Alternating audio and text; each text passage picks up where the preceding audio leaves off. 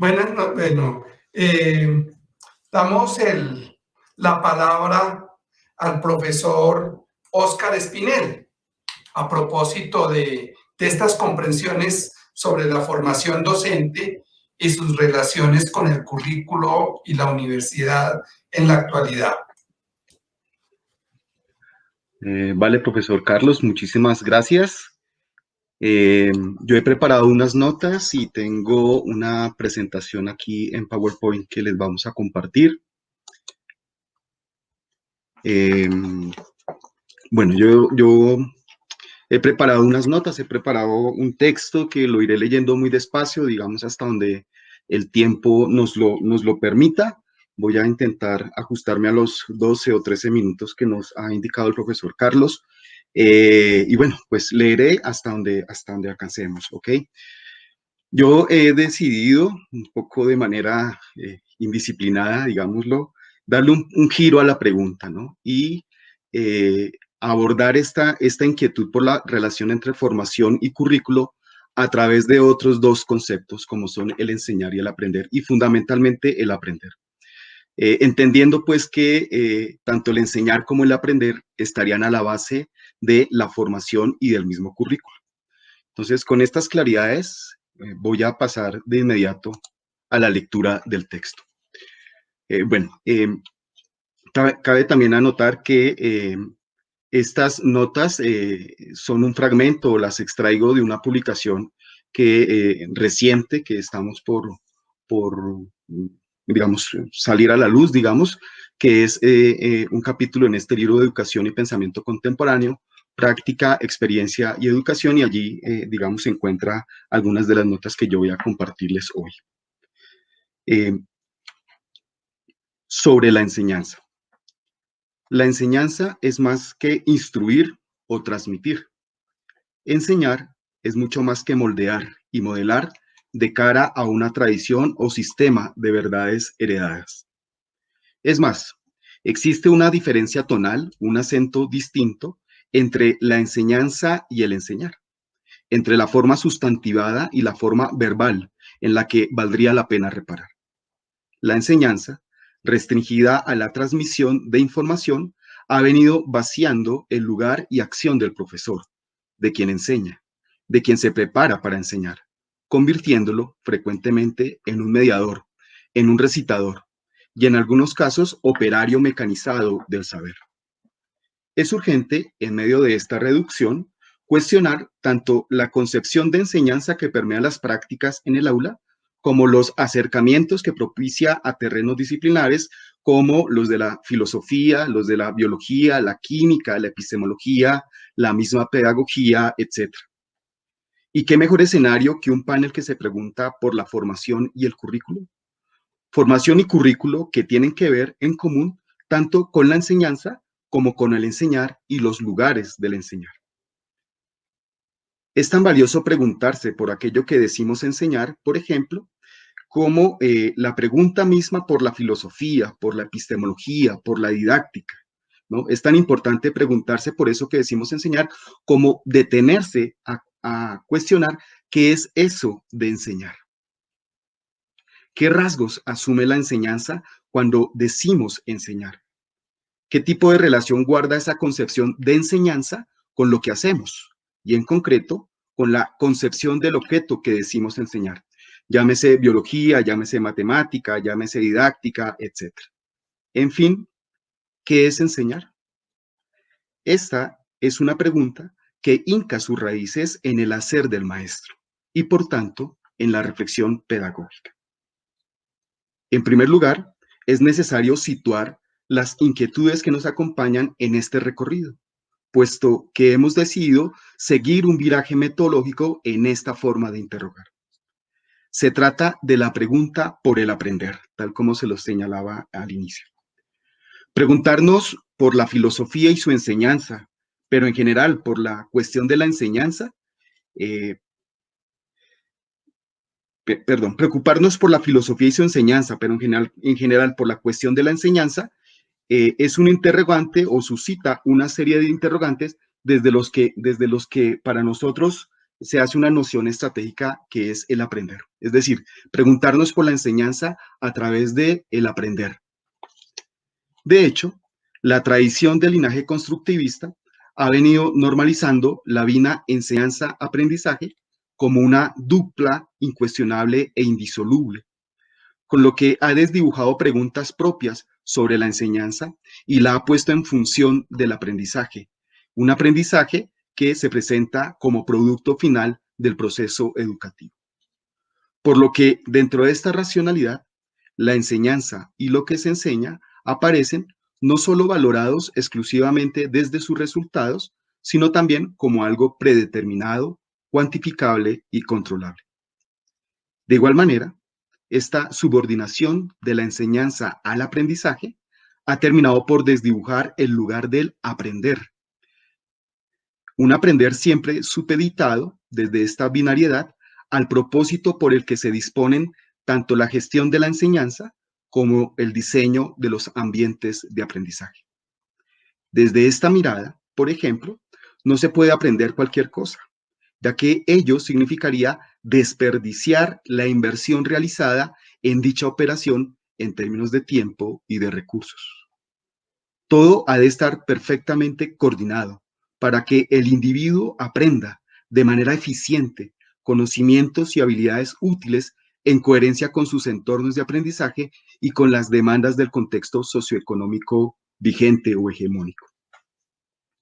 Pues bien, preguntar por la enseñanza desde la territorialidad del aprender nos permite observar otros paisajes y hacer otros encuadres. Aprender, entendido en tanto práctica, actividad y o ejercicio, y no como aprendizaje en el sentido de adquisición o acumulación. Este es el proyecto que hemos emprendido hace un tiempo y que en este momento nos conduce al filósofo alemán Peter Sloterdijk en búsqueda de herramientas teórico-metodológicas para contribuir a este campo en torno a la enseñanza como objeto problemático. Segundo apartado, el arte de enseñar o del ejercicio del aprender. Ahora bien, de la misma manera que el artista es considerado como el sujeto de quien surge el arte, el científico es conocido como el sujeto que hace ciencia. El artista, por acción de su talento, sensibilidad y experticia, logra reproducir con sus manos las obras de arte que serán presentadas a públicos grandes y chicos. La obra de arte es, pues, el resultado de la labor del artista y por la que será admirado. Igual sucede con el científico, quien, a partir de su inteligencia, de su aplicación y sobre todo en la consecución de un buen método, logra construir acertados modelos explicativos. Pero, pregunta Sloterdijk, ¿qué sucedería si en ambos casos giramos 90 grados el escenario conceptual? Si observamos primero a los artistas en sus esfuerzos por llegar a ser artistas. ¿Qué sucedería si antes de juzgar su obra, si en lugar de poner el lente en los resultados de su labor, nos detenemos a observar el proceso permanente en el que el artista se hace artista y en el que el científico se hace un hombre o mujer de ciencia? ¿Cuál es, en verdad, el mayor efecto, la mayor obra de su labor? ¿La que muestra como producto la obra de arte o la teoría científica? ¿Es ese su mayor producto o aquel sustrato que sostiene y efectúa todas las demás obras? El mismo. ¿Dónde estaría la verdadera y más perdurable creación? Estas preguntas, o mejor, este giro en la forma de preguntar, nos conduce a detener la mirada en aquella noción de ejercicio, una noción largamente apartada de la historia de la filosofía y demás ciencias de Occidente. Usualmente, estas historias de la filosofía se componen de tratados y recopilaciones centradas en los grandes sistemas teórico-filosóficos. Algo similar ocurre en las historias del arte o en las historias de la ciencia, puesto que fácilmente se concentran en las memorables obras de los artistas o en los adelantados modelos científicos. La exclusión del ejercicio del horizonte académico es consecuencia de la distinción radical entre la vita activa y la vita contemplativa.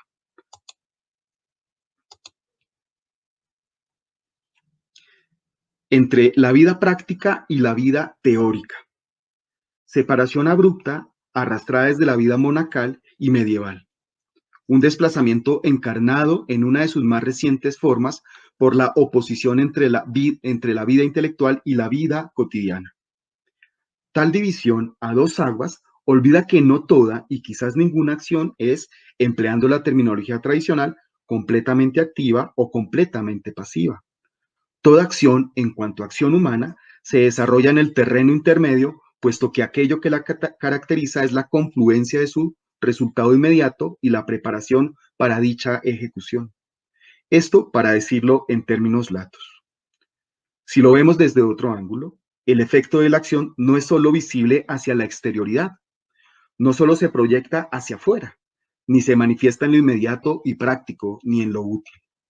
Gran parte de dichos efectos residen en la interioridad, imperceptibles pero constituyentes, y por tanto imperecederos. Y recordemos que la pregunta es por la formación.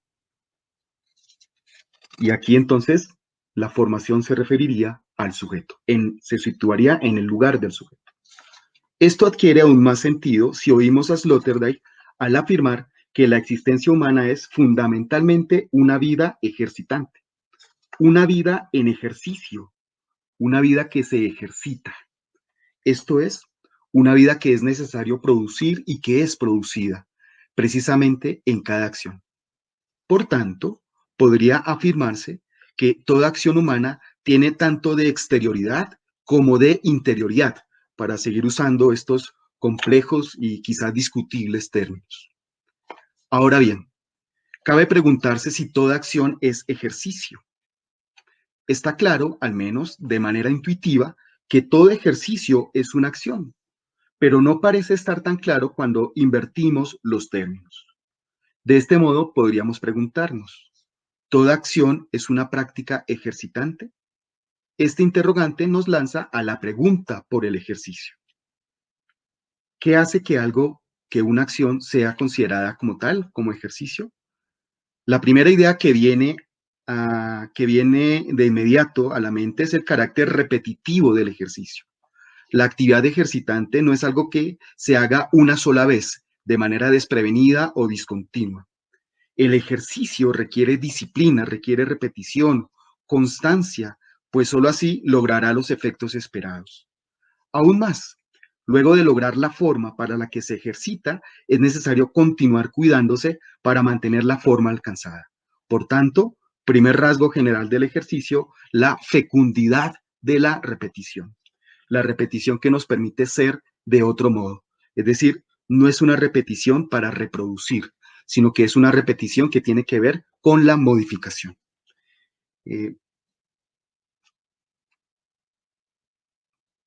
En este orden de ideas, el aula es un espacio de repetición, de rutinas y de rituales, pero todas ellas con un sello distintivo, el de la creación que posibilita la ejercitación, rutina y repetición que superan la reproducción y que permiten hacerse otro, una repetición que es o que se hace modificación.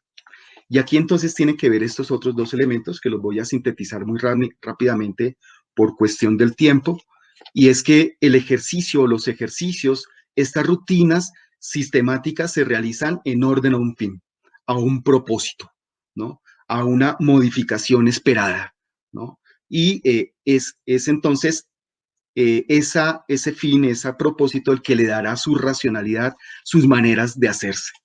Y además, estos ejercicios que propenden por un fin, como por ejemplo la formación, la pedagogía, etcétera, también necesitan de unos espacios y de unos medios para hacerse, ¿no? No se pueden realizar en cualquier lado ni de cualquier manera, ¿no? Los ejercicios requieren de esos espacios, se hacen de herramientas para mantener la forma adquirida y sobre todo obtener la mencionada cualificación. Mecanismos que se arreglan en orden a ese fin esperado, pero además en medio de una espacialidad en alguna suerte de topos que facilita la concentración en el ejercicio fuera de las distracciones y fugaces desatenciones que puedan arrebatar de la rutina requerida por el entrenamiento. Así las cosas, pensando en la cuestión que nos convoca en estas páginas, el aula será uno de esos espacios y quizás el más estratégico de entrenamiento del acróbata envuelto en las tramas de la pedagogía y la formación.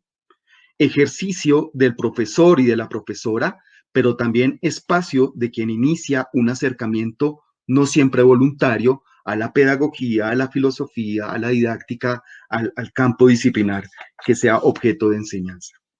En ello, precisamente, radica el salto desde el enseñar al aprender. Sin ese tránsito, la relación con la pedagogía o con la epistemología o con la historia dejará de ser erudita e no dejará, perdón, de ser erudita e instrumentalizada. Si no logramos hacer ese salto, si no logramos poner la formación en el lugar del sujeto, esa enseñanza no dejará nunca de ser instrumentalizada o erudita. Y quiero terminar con este párrafo, discúlpenme si abuso del tiempo. Si podemos afirmar de la formación o de la pedagogía este carácter ejercitante, también puede proyectarse dicho atributo hacia el sujeto, que en su función como maestro o maestra ya no solo se relaciona con su objeto de formación, sino que pone a otros en relación con ella. El sujeto que se enfrenta a la pedagogía es un sujeto que nunca puede distanciarse de estas prácticas ejercitantes que tienen que ver consigo y con los otros. El profesor de la asignatura o del espacio disciplinar que sea, se hace profesor, se constituye como tal en la medida en que ejerce la docencia y en la medida en que se pone en relación con ese campo disciplinar, pero además en la medida en que pone a otros en relación con ese campo disciplinar.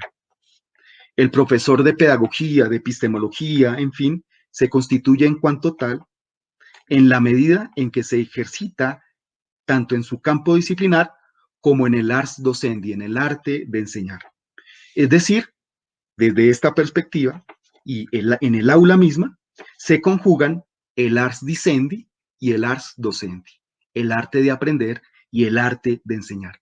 Y se conjugan en un mismo espacio, pero también en un mismo cuerpo y también en un mismo presente. Y bueno, voy a tener que cortar por acá, pero he querido dejar estas notas un poco para pensarnos y pensar conjuntamente el asunto de la formación, situado desde una pregunta anterior quizás, que es la pregunta por la relación entre el enseñar y el aprender y la manera como los sujetos y los espacios interactúan. Muchas gracias. Muchas gracias, profesor Espinel.